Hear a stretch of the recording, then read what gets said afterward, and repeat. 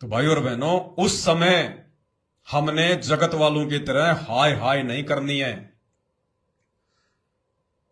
वो परीक्षा होगी हमारी। परमात्मा हमारे ज्ञान की परीक्षा लेगा, हमारे विवेक की परीक्षा लेगा, हमारे धैर्य की परीक्षा लेगा।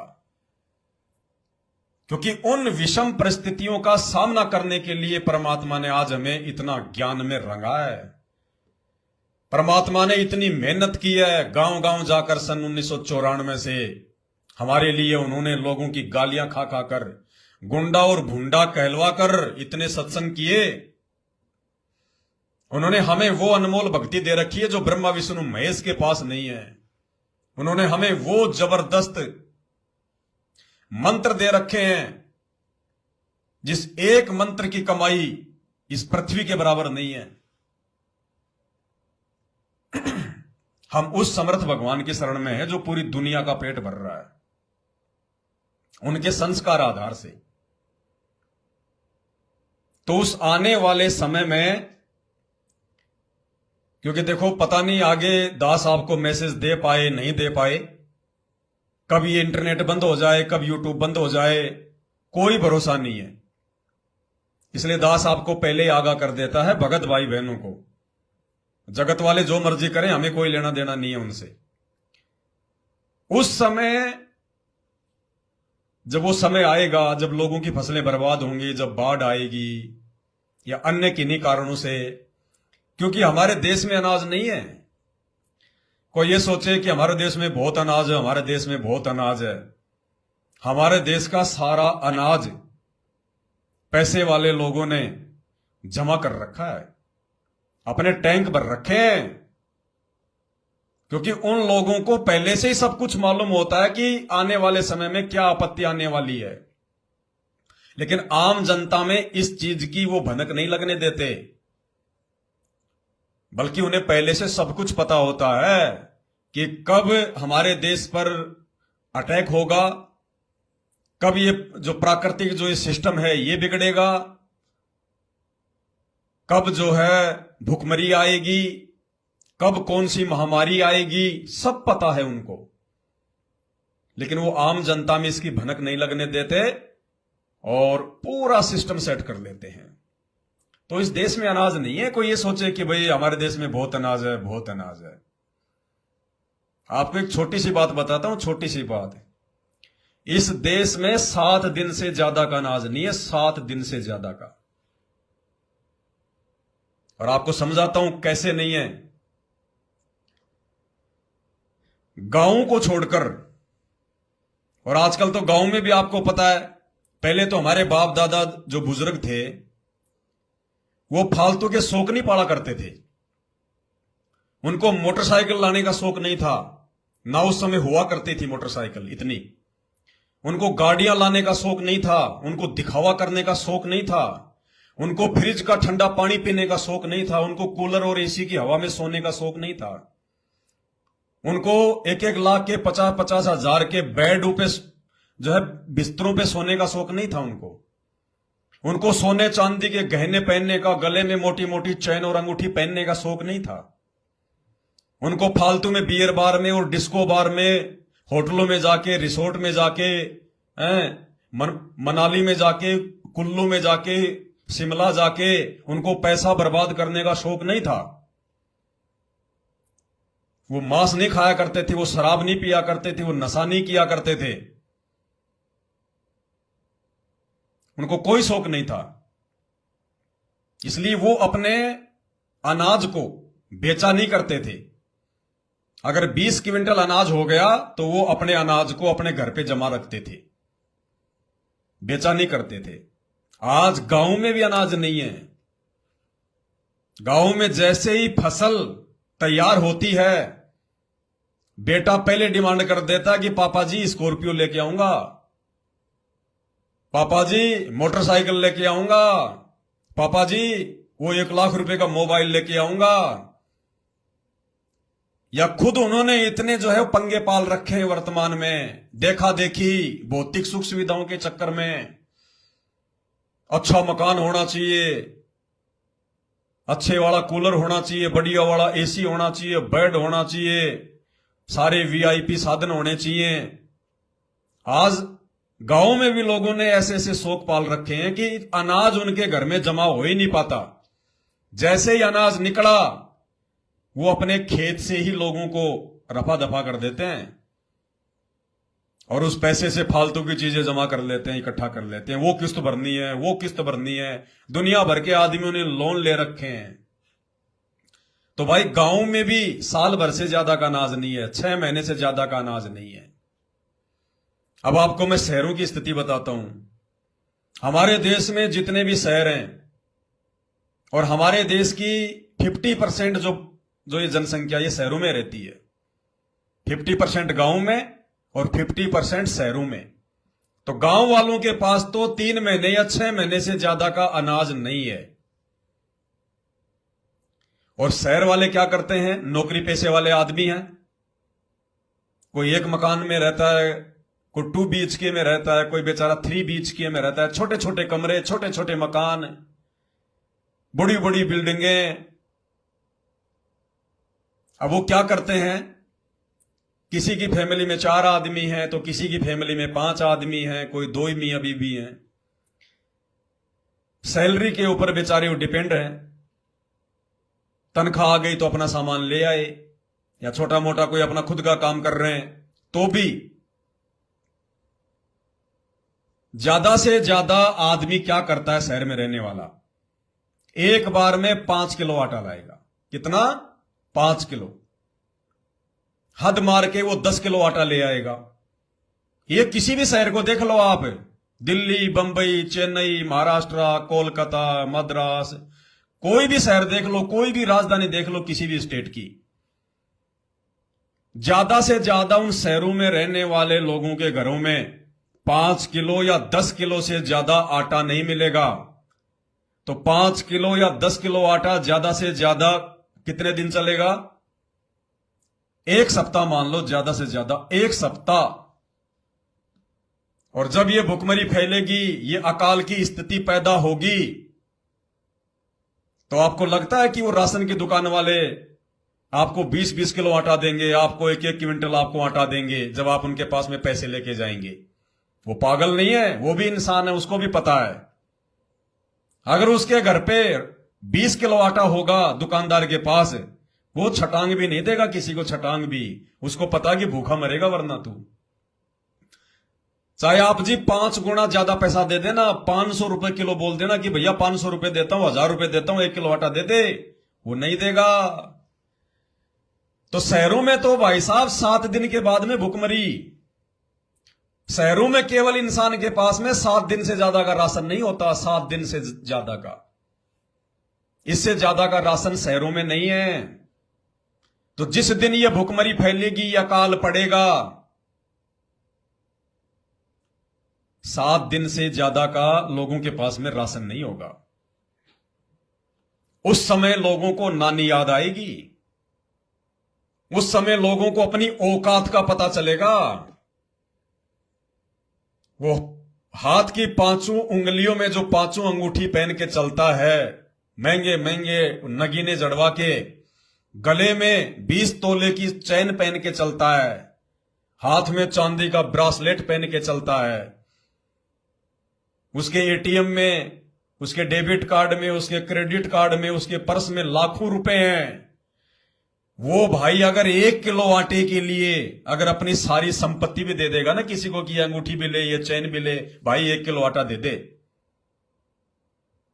क्योंकि भूख के आगे इंसान की औकात सामने आ जाती है। इंसान गर्मी सहन कर लेगा, इंसान सर्दी सहन कर लेगा, बरसात सहन कर लेगा, इंसान अपनी बेइज्जती सहन कर लेगा, इंसान मारपीट सहन कर लेगा, इंसान झूठे मुकदमे सहन कर लेगा, इंसान किसी की जो है गालियां सहन कर लेगा। लेकिन भाई ये पेट की भूख इंसान सहन नहीं कर सकता।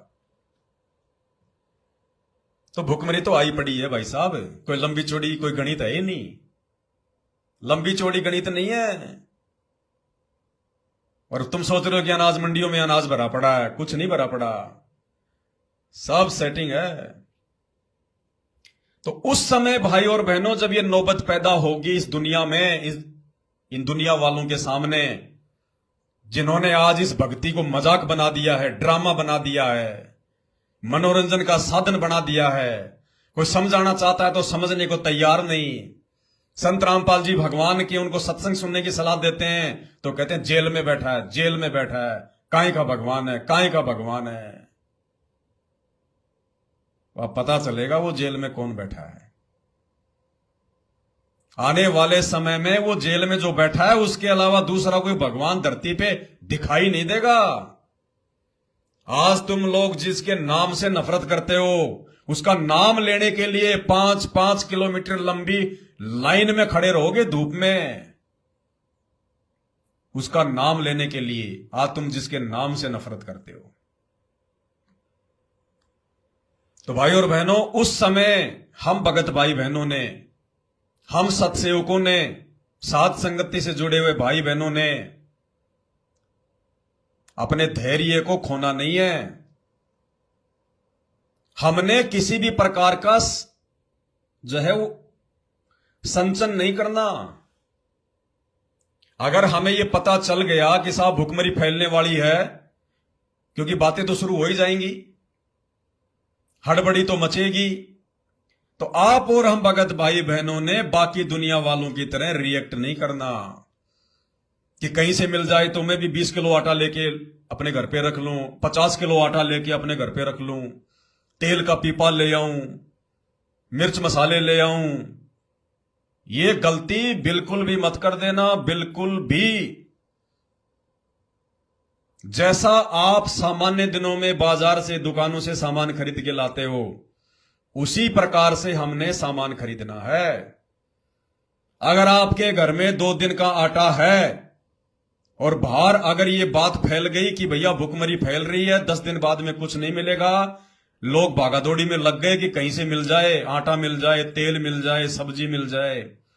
लोग जोड़ जुगाड़ में लग गए, कुछ भी ले दे के जी जमा कर लो, जमा कर लो।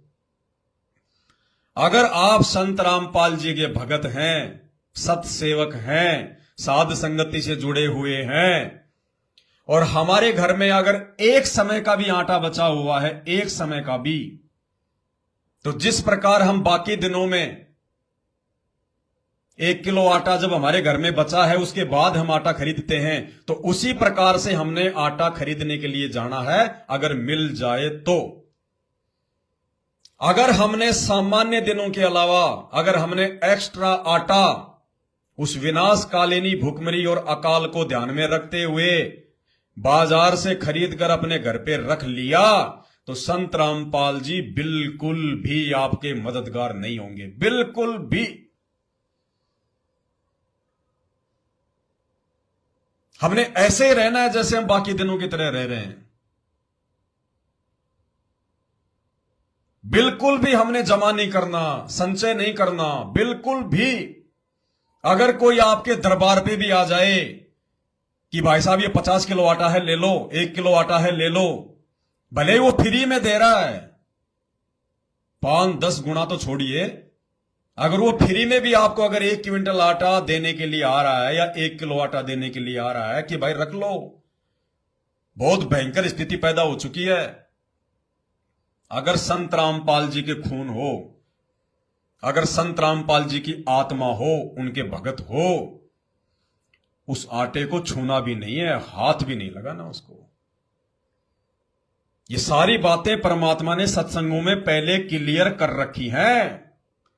अगर हम उनके सत्संग रूपी वचनों को फॉलो नहीं करेंगे, वो सत्संग उन्होंने मनोरंजन के लिए नहीं किए, हमारा टाइम पास करने के लिए नहीं किए।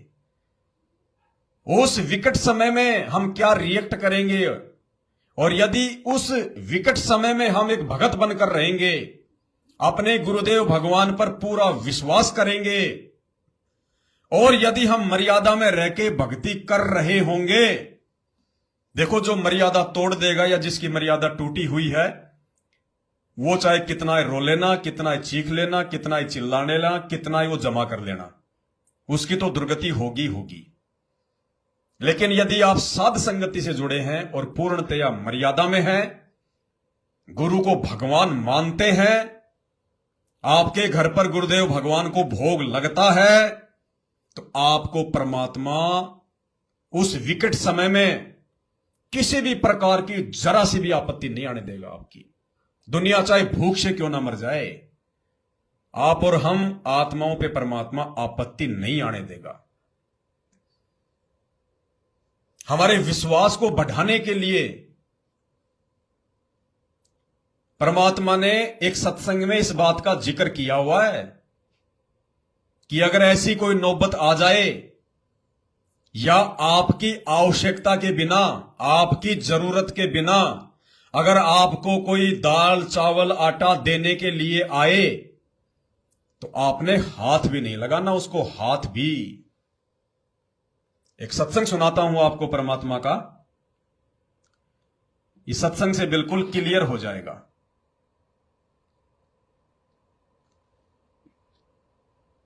यह सत्संग ध्यान से सुनिए, छोटा सा है। इसमें परमात्मा ने एक साधु यानी एक भगत और एक सेठ की कहानी बताई है। एक सेठ को कहीं से पता चला, थोड़ा सा आपको मौखिक दास बता देता, फिर यह सत्संग आपको अच्छे समझ में आएगा।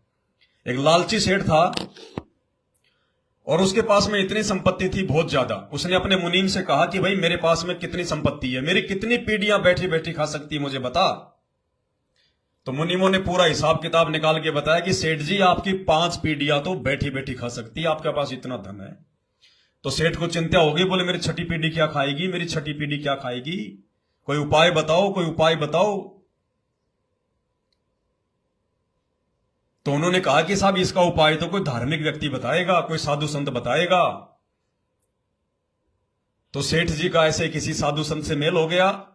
तो उसने कहा कि सेठ जी अगर धन चाहिए तो आपको दान करना पड़ेगा, दान करोगे तो आपको धन मिलेगा। चिड़ी चोंच भर ले गई और नदी न घट्यो नीर, और दान दिए धन घटे नहीं, यूं कह रहे साहिब कबीर। तो सेठ जी को उनकी बातों पे विश्वास हो गया और सेठ जी ने भंडारा बंटवाना शुरू कर दिया। दाल चावल चीनी सूखा सामान सेठ जी ने लोगों को बंटवाना शुरू कर दिया कि धर्म करूंगा तो मुझे धन मिलेगा। सेठ जी ने आदेश दे दिया कि जितने भी साधु संत महात्मा हैं सबको जा जाके ये सामान दो। तो नौकरों की ड्यूटी लग गई, नौकर जा जाके देने लग गए। तो सेठ जी ने कहा भाई सबको दे दिया, सबके पास पहुंच गया। बोला जी एक आदमी ऐसा है, एक संत है और ऐसे ऐसे वहां रहता है, उसने लेने से मना कर दिया, उसने लेने से मना कर दिया। बोले हम उसके पास में गए थे लेकिन उसने लेने से मना कर दिया। तो सेठ जी बोला चलो मेरे साथ में, मैं चलता हूं। ऐसा कौन आदमी आ गया जिसने फ्री का सामान ही लेने से मना कर दिया, और वो भी साधु संत होके। साधु संत तो कोई काम भी नहीं करते, वो तो लोगों के ऊपर या होते हैं, वो तो आश्रित है। तो सेठ जी गया तो वो साधु और उसकी वाइफ, वो दोनों पति पत्नी अपना झोपड़ी में रहते थे, भगवान का अपना भजन करते थे। तो सेठ जी ने जाकर कहा कि महाराज जी ये आटा ले लो, दाल ले लो, चावल ले लो, गेहूं ले लो। तो उस भगत ने अपनी धर्मपत्नी से कहा कि भगवान जरा देखना अपने घर में कितना क्या राशन है। भाई और बहनों विचार करना, ये कहानी, ये कथा, ये परमात्मा ने कोई टाइम पास के लिए नहीं सुनाई, ये आने वाले समय में हमारे काम आएगी। उस समय जब भूखमरी आएगी, ये उस समय हमने क्या रिएक्ट करना है। वरना इस कथा को सुनाने का संत रामपाल जी का कोई मकसद नहीं है। हमने निष्कर्ष निकालना पड़ेगा उनके सत्संगों का। संत रामपाल जी अपने सत्संगों का निष्कर्ष निकाल के नहीं देंगे। उनकी जिम्मेदारी केवल धर्मशास्त्रों का निष्कर्ष निकाल कर देने की है। उनके खुद के सत्संगों का निष्कर्ष उनके ज्ञान आधार से, उनके आशीर्वाद से आप और हम भगत भाई बहनों ने निकालना पड़ेगा। इसलिए गुरुदेव बार बार कहते हैं कि बच्चों ये सत्संग सुनकर विचार किया करो, थोड़ा बहुत चिंतन मनन किया करो। तुम्हें परमात्मा मिल चुका है, तुम्हें भगवान मिल चुका है, जिनकी ये दुनिया जो है डेफिनेशन भी नहीं जानती। तो हमने निष्कर्ष निकालना पड़ेगा। तो उस संत ने कहा कि भगवान जरा देखना अपने घर पे कितना क्या राशन है। तो वो अंदर गई रसोई में, उसने चेक किया और वापस आकर कहा जी अपने पास में आज शाम तक का जुगाड़ है, यानी दोपहर को सेठ जी गए थे, तो उसकी औरत ने कहा कि आज रात्रि के भोजन का पूरा बंदोबस्त है अपने पास में, रात्रि रात्रि का है। तो उस भगत ने सेठ जी से कहा कि सेठ जी आप ले जाओ अपना राशन, हमें नहीं चाहिए, हमारे पास में है, अभी है हमारे पास में। तो सेठ ने कहा कि ले लो, फिर सुबह क्या खाओगे, भूखे मरोगे। तो उस भगत ने क्या कहा कि सेठ जी भूखे वो मरते हैं जो भक्ति नहीं करते, जिनको भगवान पे विश्वास नहीं है, जो केवल ढोंग करते हैं, ड्रामा करते हैं, जिनको यही नहीं पता कि भगवान कौन है, कैसा है, वो कैसा दिखाई देता है, वो चलता है, फिरता है, खाता है, नहाता है, धोता है, जिनको भगवान की ABCD का नहीं पता, उनके रंग रूप का नहीं पता, वो कहां रहता है ये नहीं पता, वो करता क्या ये नहीं पता। कोई कहता वो बेजून है, कोई कहता बेचून है, कोई कहता वो दिखाई नहीं देता, कोई कहता वो निराकार है, कोई कहता वो कण कण में है, लेकिन असल में किसी को नहीं पता, सब सट्टे मारते हैं। तो भगत ने कहा कि भूखे वो मरते हैं जो भक्ति नहीं करते, जो भगवान नहीं भजते। अब उस सेठ का तो स्क्रू हिल गया, दिमाग हिल गया। ये बात सुनकर सेठ ने सोचा मैं तो मेरी छठी पीढ़ी का ठेका लेके बैठा हूं, छठी पीढ़ी का, और इसको सुबह की भी चिंता नहीं है। सेठ हिल गया, पैरों में गिर गया, और फिर उस महात्मा ने उसको ज्ञान दिया, उसको उपदेश दिया। अब सुनिए संत सतगुरु रामपाल जी भगवान के मुख कमल से यह कथा, और यही कथा हमारे आने वाले समय में काम आएगी। इसी कथा के अनुसार हमने उन भयंकर विषम अकाल और भूखमरी वाली परिस्थितियों में आधार बनाना है, आधार। सुनिए। अब जैसे ये सोचते हैं अपने बच्चों के लिए ये बना दूं वो बना दूं। एक लाला जी था सेठ धनी, उसने अपने मुनीमों से एक दिन अपनी टोटल संपत्ति का, सारी संपत्ति का टोटल करवाया कि कितनी संपत्ति होगी। उन्होंने बताया जी इतनी होगी, मेरी कितनी पीढ़ी इससे निर्वाह कर सकती है। उन्होंने बताया कि जी आपकी 5 पीढ़ी तो बैठा खा सकती है, इतनी संपत्ति आपके पास, धन है। अरे भले आदमियों, फिर छठी क्या खाएगी, वो छठी क्या खाएगी, और कुछ विधि बताओ। तो उन्होंने कहा जी साधु संत बताते हैं, उनके सत्संग सुनने चाहिए।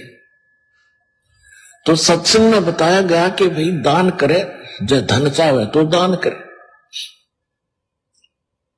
और दान से धन घना मिलता है। और दान में जैसे साधु संत भक्तों को जो दान करा जा वो ज्यादा लाभ देता है। जैसे यहां तो सारे साधु संत आते हैं, भगत असली भगत तो यहां आते।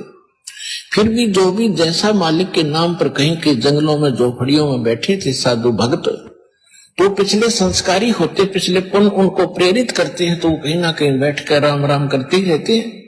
लेकिन भविष्य का चार्जर उनके पास है नहीं, पिछले पुण्यों उनके पास है, जिस कारण से प्रेरित होकर के इतना बड़ा फैसला लिया, जंगल में बैठे या कहीं भी कोई साधना कर रहे हैं। तो उनके पिछले पुण्य ही वहां फल रहे होते हैं। एक आधे को आशीर्वाद दे दे, न लाभ हो जाए, उसको रोटी मिल जाए, ऐसा चल रहा था इनका काम। तो एक साधु था और पति पत्नी थे, दोनों वहां रहते थे। उनको मालूम था यहाँ भगत हैं। तो उस लाला जी ने क्या किया, सेठ ने सभी मुंशियों को कहा कि नौकरों को साथ लो और आसपास जितने भी साधु संत है सबको आटा दे आओ, किसी को जो मांगे खांड दावल चाल सब ले जाओ और दे के आओ। अब देते हुए आ रहे थे, उस भगत के यहाँ आए। उन्होंने कहा कि ले भगत जी, हमारे लाला जी ने आपके लिए एक सीधा भेजा है, यानी आटा चावल खांड नमक आदि दाल आप ले लो। उसने अपनी पत्नी से कहा कि देखना कितना सामान अपने पास है। उसने कहा जी शाम का है, दिन में गई थी, शाम का हमारे पास है। शाम का है, कहा जी। उन्होंने कहा जी अभी हम नहीं लेते, हमारे पास शाम का सामान है। तो वो कहने लगे रे भगत फिर कल भी खा लियो। बोला कल की कल देखी जाएगी, अब नहीं ले हम। बोले कमाल की बात है, उन्होंने नहीं लिया तो वापस लेकर आ गई वो। सेठ ने पूछा तुम देकर क्यों नहीं आए? वो एक और वहां भी था, उसने गिन रखे थे, सारे गिनवा रखे थे। उन्होंने कहा जी उन्होंने ये नहीं लिया। क्यों नहीं लिया? उसने ये कहा कि शाम का तो है, सुबह का भगवान और देगा, आप देगा, हम टेंशन नहीं लिया करते। अब उस लाला जी का सिकरो गुब्बा फिर दिमाग का, बड़ा तेरा गजब हुई हो, मैं तो छठी पीढ़ी का ठेका ले रहा हूं, सुबह की भी परमात्मा पे छोड़ दी। वहां से चलकर वहां आया, उसने पूछा कि भाई आप ऐसा निर्णय क्यों ले रहे हो, भूखे मरोगे? भूखे, वो कहने लगे भूखे मरा करें, वो तो भगवान पर विश्वास नहीं करते और हमें भगवान आगे से आगे देता उसने, क्योंकि ज्ञान सुन रखा था। लाला जी को बैठा लिया, कहते मां के पेट में जब आप थे किसने चिंता थी तेरी? यह तो बात सही है। जब आप मां के गर्भ से बाहर आए, आपका दांत नहीं थे, आप रोटी चावल आटा नहीं खा सकते थे, और उससे पहले आपकी मां के सतन में दूध भी नहीं था, हक नहीं था। बाहर आते ही बालक कितना चिंतित है, आपको अमृत दूध पिलाया, अरे तू ठेकेदार और छठी पीढ़ी का, तेरी बुद्धि भ्रष्ट होगी लाला जी। और गजे की योनि में जागा तू। तने बोला जी क्या करूं मैं, तो मेरे गया के करोगी, कोड इकट्ठा कर लिया तने, पाप का भागी तू होगा, खाएंगी तेरी पीढ़ी, वो अपनी किस्मत साथ लेकर आएंगी, तेरे भरोसे नहीं है। अब क्या करूं मैं, तो मेरे गया के बोला इसने बांट दे, धर्म कर दे, तेरी जान बचेगी। तब उस लाला जी ने वो भंडारा शुरू किया, धन भी नहीं बचेगा तेरा। तो कहने का भाव यह है पुण्यात्मा, हम तो बहुत लंबा चौड़ा हिसाब लाए बैठे हैं, एक पल का भरोसा नहीं। देखो अंत में आपने इस स्थिति में आना पड़ेगा, और जिस स्पीड पर आप चले इसका कोई अंत नहीं। आज किसी के पास एक प्लाट है और थोड़ा सा जुगाड़ होते तो सोचे एक और लूं, और फिर और जुगाड़ हो गया तो एक और लूं, वहां थोड़ा सा ठीक मिल रहा है, रेट ज्यादा होने वाले हैं, वहां भी दाव लग गया तो 30 चौथा और दूसरे शहर में ले लूं, इतने मृत्यु हो जाएगी, और फिर कुत्ता बनकर वहां घूमना करेगा, सैर सपट्टे करता।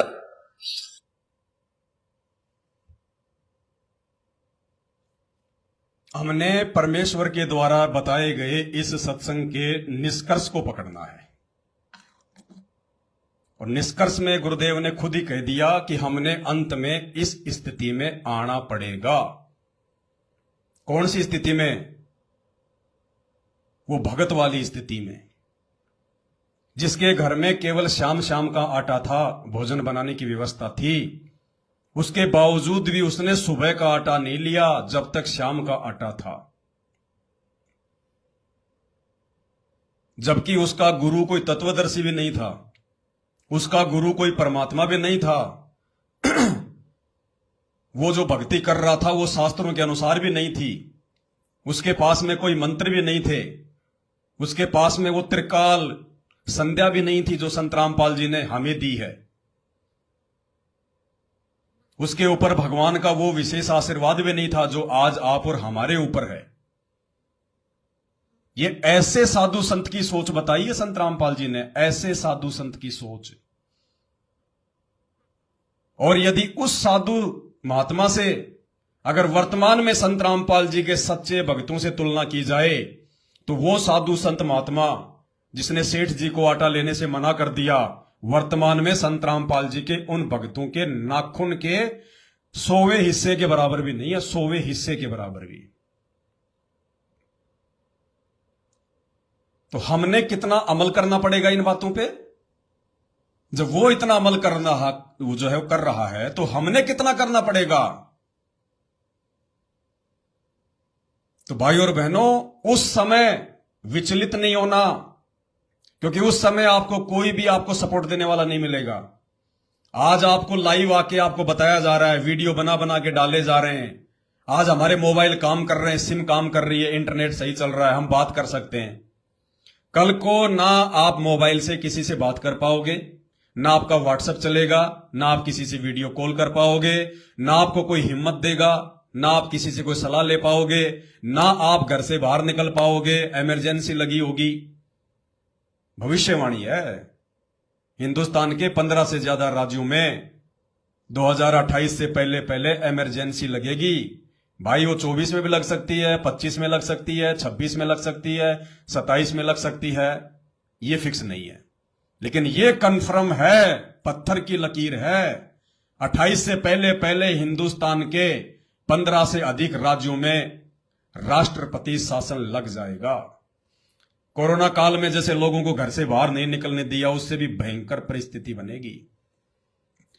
तो उस समय आपके सारे रास्ते बंद हो जाएंगे। उस समय में संत रामपाल जी के भक्तों को विचलित नहीं होना, डगमग नहीं होना, घबराना नहीं है। हां, वो भगत जरूर जो है वो घबराएंगे, डरेंगे, भयभीत होंगे, जो आज सतलोक आश्रम मैनेजमेंट हरियाणा के पीछे लग के अपनी तमाम मर्यादाएं तोड़ चुके हैं, पाखंड पूजा में बढ़ावा दे रहे हैं, सहयोग कर रहे हैं, रक्तदान कर रहे हैं, देह दान कर रहे हैं, फिर उनका खून बेचा जाता है उन हॉस्पिटलों में, व्यापार हो रहा है उनके खून का, उनके अंगों का। जो आज राजनीति कर रहे हैं संत रामपाल जी के भगत होकर, कभी बीजेपी को वोट तो कभी कांग्रेस को वोट, आरक्षणों में बैठ के लोगों का समर्थन कर रहे हैं, गैंगस्टरों की सीबीआई जांच का समर्थन कर रहे हैं, बैडमिंटन के स्टेडियम बनवा रहे हैं,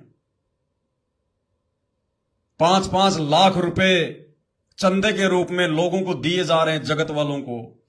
उस पैसे का वो लोग दुरुपयोग कर रहे हैं। और वो कर्म किसके फूटेंगे, मर्यादा किसकी टूटेगी? दान देने वाली संगत की।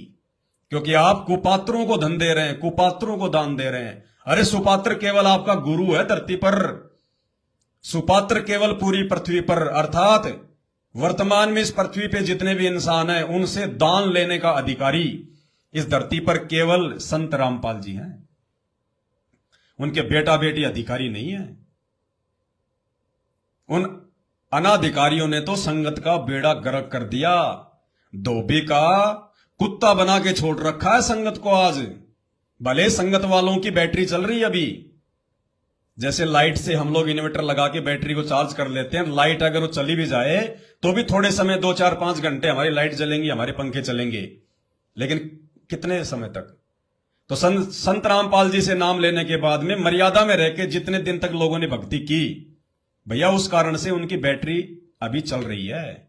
लेकिन जो कनेक्शन है वर्तमान में, वो जो सुमरण कर रहे हैं, जो भक्ति कर रहे हैं, जो मंत्र जाप कर रहे हैं, उसका उन्हें कोई बेनिफिट नहीं मिलेगा।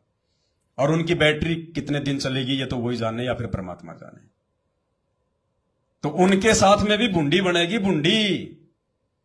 जैसे अभी 4-5 दिन पहले हरियाणा के मुख्यमंत्री मनोहर लाल खट्टर और डिप्टी सीएम दुष्यंत चौटाला के साथ में भुंडी बनेगी, भुंडी। दोनों को हटा दिया गया है, नया मुख्यमंत्री बना दिया हरियाणा में, नया डिप्टी सीएम बना दिया। तो ऐसी बनेगी भुंडी संत रामपाल जी के उन भक्तों के साथ जो आज सतलोक आश्रमों में जाते हैं और अपनी तमाम मर्यादा तोड़ के अपने गुरु जी को जिन्होंने नाराज कर रखा है। तो भाइयों और बहनों, इस सत्संग को आधार बनाकर हमने परमेश्वर के प्रत्येक वचन को फॉलो करना है। ये परमात्मा चाहे कहीं भी बैठा रहे, ये चाहे जेल में बैठा रहे, चाहे सतलोक में बैठा रहे, ये कहीं भी रहे, हमारे साथ में परमात्मा शब्द रूप में रहेगा, शब्द रूप में। और शब्द को कहीं भी आने जाने के लिए, उसको प्रकट होने के लिए गाड़ी की जरूरत नहीं पड़ती, उसको टाइम नहीं लगता, वो चुटकी बजाते ही प्रकट हो जाता है, जब चाहे जहां। परमात्मा क्या कहते हैं? गोता मारूं स्वर्ग में और जा बैठूं पाताल। यानी वो परमात्मा कहते हैं अगर मैं स्वर्ग में गोता मारूं तो मैं पाताल लोक में जाके निकलूंगा। गोता मारूं स्वर्ग में और जा बैठूं पाताल, गरीब दास ढूंढता फिर वो अपने हीरे मोतीलाल। परमात्मा शब्द स्वरूपी है। संत रामपाल जी का हाड़ मांस का शरीर नहीं है। जब भगवान लीला करता है तो दिखाई तो आप और हमारे जैसा ही देगा। यही आंख, नाक, कान, हाथ पैर, ऐसे खाना पीना, चलना बोलना। 650 साल पहले भी जब यही परमात्मा, जब ये कबीर नाम से आए थे तो धर्मदास भी धोखा खा गया था। परमात्मा कहते थे भाई मैं विदेह हूं, विदेह, तुम्हारी तरह मेरी देही नहीं है, मैं विदेही हूं। तो धर्मदास बोला भगवान क्यों मजाक करते हो, आप मेरे सामने खड़े, आप बातचीत कर रहे, आपके आंख नाक कान पैर, मेरे जैसा शरीर, चलते फिरते खाते पीते, और कहते हो मैं विदेह हूं। तो परमात्मा ने कहा बेटा यही तो खेल है। और रोज नित्य नियम पढ़ते हैं हम अपने गुरुजी के लिए। क्या पढ़ते हैं? वाणी संख्या 22 और 23। गरीब ऐसा सतगुरु हम मिल्या, तेज पुंज की लोय, लोय यानी शरीर, तेज पुंज यानी हाड़ मास से भिन्न, नूरी। गरीब ऐसा सतगुरु हम मिल्या, तेज पुंज की लोय, तन मन अर्पूं शीसकूं, और होनी होय सु होय। और दूसरी वाणी, गरीब ऐसा सतगुरु हम मिल्या, तेज पुंज के अंग, निर्मल नूर जहूर है।